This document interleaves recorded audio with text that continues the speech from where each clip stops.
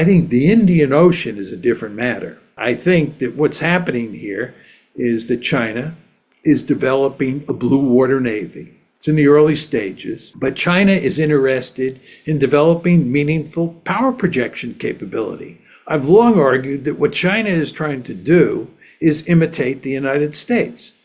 And what do I mean by that? First of all, China is trying to become a regional hegemon in East Asia, just like the United States is a regional hegemon in the Western Hemisphere.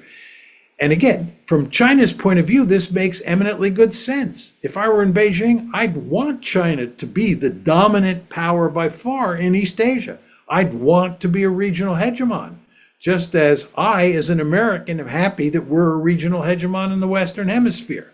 So China's first goal, in my opinion, is to establish regional hegemony, if it can, in East Asia. Its second goal, and here again we're imitating the United States, is to develop a blue water navy and other military assets that give it significant power projection capability.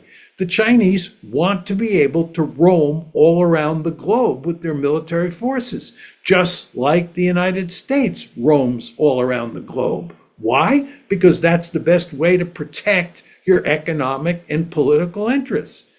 Now, let's get back to the Indian Ocean. As you know, China has to go through the Straits of Malacca and then into the Indian Ocean to get to the Persian Gulf.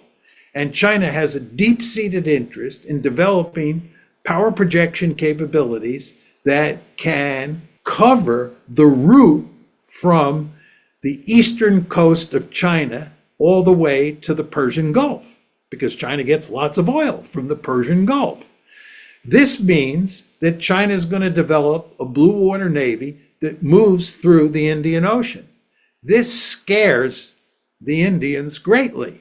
It scares the Americans greatly. And it's in the Indian Ocean, in my opinion, where you're likely to see meaningful military cooperation between India and the United States.